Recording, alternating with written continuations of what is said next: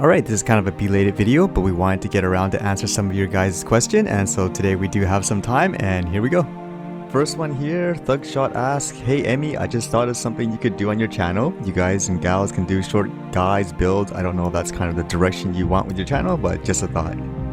Okay, so I think basically that's an interesting question. Just in general, in terms of this channel itself, I think even Eartha can agree. We basically created this for fun initially, just to kind of show all the wacky adventures and things that we, see in the game that we wanted to share and document. I think we thought it was a good and entertaining way to keep people updated about the game and what we're doing as well.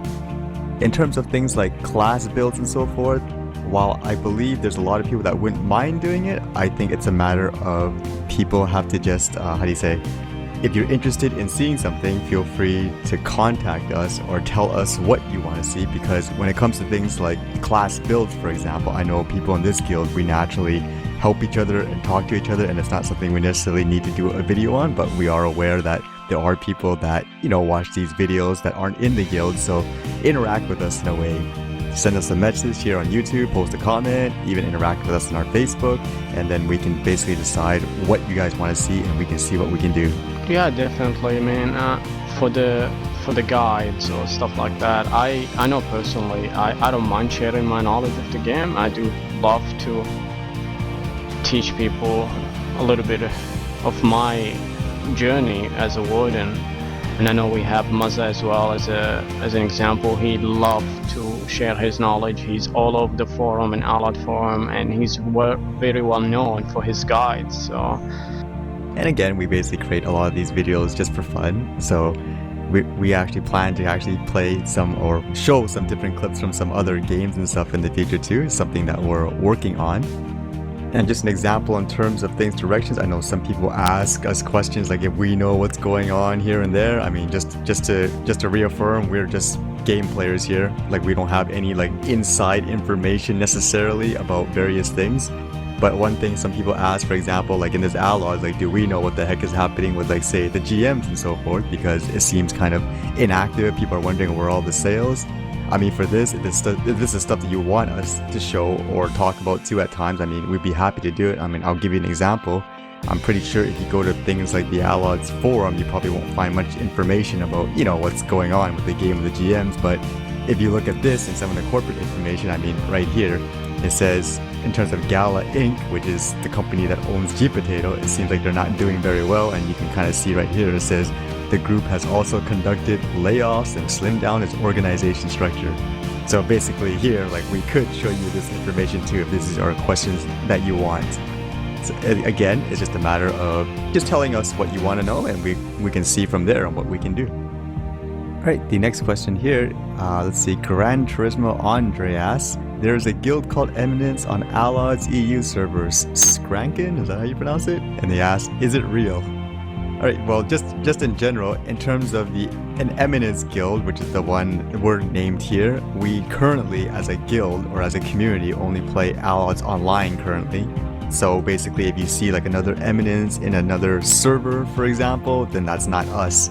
Now, we know the name Eminence, for example, anybody could be using the name itself. I mean, it's a common word. But in general, for us, currently, this is the game that we play here. And if we ever go into, for example, different games or different, branches, so to speak, we would actually show you too as well, in videos and so forth.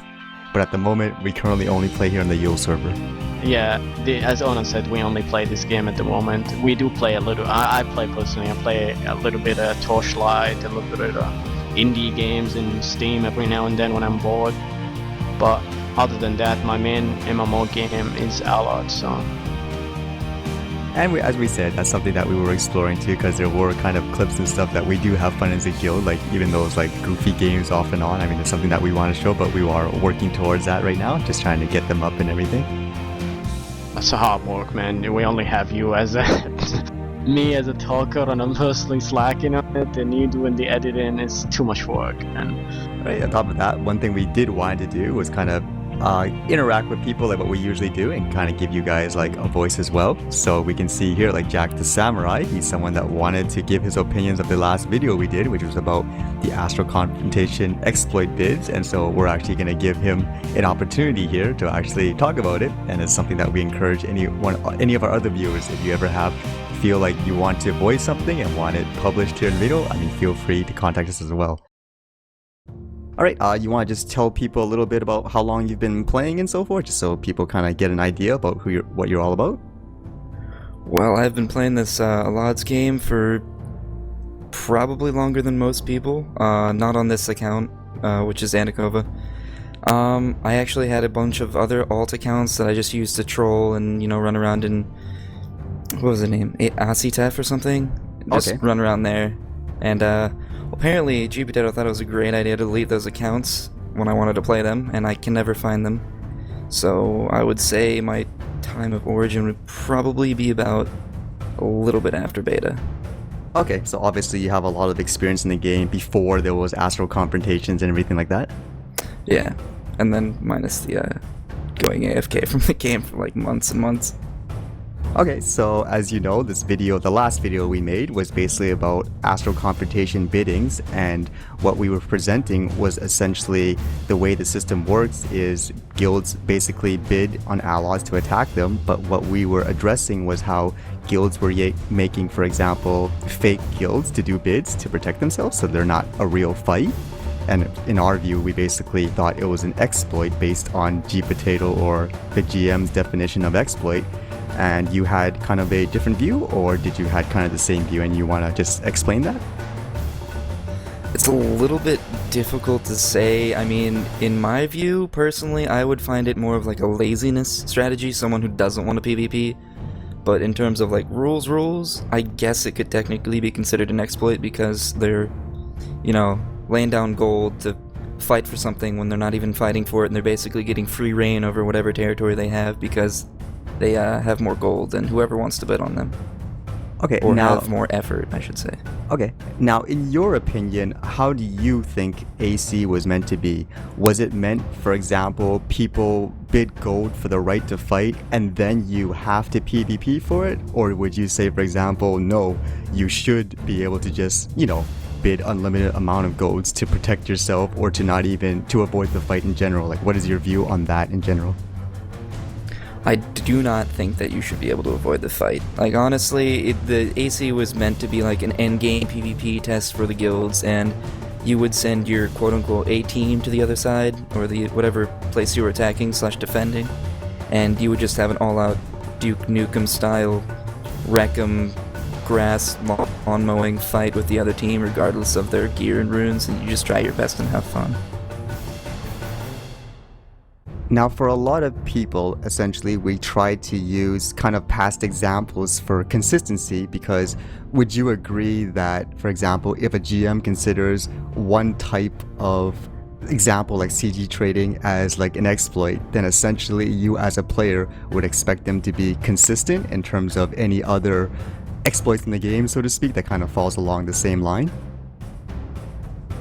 Yeah, I wasn't a huge fan of the CG trading, but I could understand why some people do it, because it is quite hard to get judge ranking regardless, and if you didn't want to pay for the scrolls, it did become quite difficult. So there was a reason behind it, but I don't exactly agree with it. Okay, like, so in that sense, for things like CG trading, do you feel that should be allowable then, for example? Well, now I guess it doesn't matter because they removed that ruby, but back then I would say it's kind of lame for us that worked hard for it and, you know, didn't have to trade AFK, basically. Okay. And I guess I would ask the question too in regards to that. In terms of a game design mechanic, would you say, for example, in that sense, because you can, for example, kill people when they're AFK, or say like someone can create like 100 dummy accounts and just, you know, kill them and get like a free juggernaut, so to speak, do you think that's how the game was, quote, designed to be, or like in that situation? Most definitely not. Okay, and how come? You were supposed to get the ruby by just proving how superior your PvP skills were, or how persistent you were, depending on if you're bad and just died a lot. And I guess when you make 100 alt accounts just so you could farm them for CG, it kind of ruins the game, for me at least. Because it's like, I worked hard for my Judge Ruby back in ACTF. I had it with like level 3 runes and like blue gear, and I had to fight Incarns and I had no idea what they were because I was once again gone from the game for a crap load of time, so. Okay, so in that essence, in your view, how different is the AC bidding, for example, in relations to the CG trading? Like, do you kind of see these similarities in terms of examples, or no, do you think that's a completely different situation? I would hesitate to say that it's completely different, but it is quite similar because in terms of, I want to use a guild that I was once part of, and I won't mention the name. There was the guild that we used to cover bid. It wasn't a fake guild. It was actually a real guild that had just, disappeared off the face of the planet because the players stopped playing or joined other guilds, and it just kind of died out. So what happened was one of our players just sort of took over, and then we used it since then to cover bid. Or safety bid, or laziness bid, exploit, whatever you want to call it. Okay. Now, I believe most people, they would agree, for example, if you had a, quote, alliance, like let's say, like you're an imp guild, for example, let's say a league guild bids on you to attack you, and then a imp guild bids as well, and then those two guilds are fighting it out, but they're like doing that to protect you. I think most people here would say that is okay, correct? Yeah, I would find that fine. Okay, but I believe the main issue is, for example, the guilds that are bid protecting, they're outbidding them, and those guilds aren't really legitimate, so to speak. Basically, let's say there's only like the people are just there as dummies, and there will be no fight at the end of the day, so people say that is an exploit. Like, in that situation, would you still agree, like, that's still okay, or do you think that's not okay? No, but there was some other stuff that I wanted to talk about too, which was the implementation of, like I said in the comment, we totally brainstormed different ideas. Like, for people who don't want to fight for their Allod, I definitely think there should be like a PvE type Allod where you get reduced Realgar income, because obviously you're not putting forward that much effort into doing anything about it. You just kind of, you took it, and I guess you could do like maybe a time trial against other people that want to challenge you for it, so no direct PvP is needed. I think that would be an okay system. But the way it is now, I do not like it. And at the end of the day, do you think, with the way the Astral bidding is right now, do you think that hurts or helps the game in general with the way it is? I don't know, I'm thinking right now. I mean, it doesn't exactly hurt a bunch of people, per se, but it does kind of limit how much growth a certain guild can have. Like, if you're a lobby guild and you think you can take it from, let's say, a higher level guild, and my connection just dropped out, hang on. Okay. Fail Allods, thank you.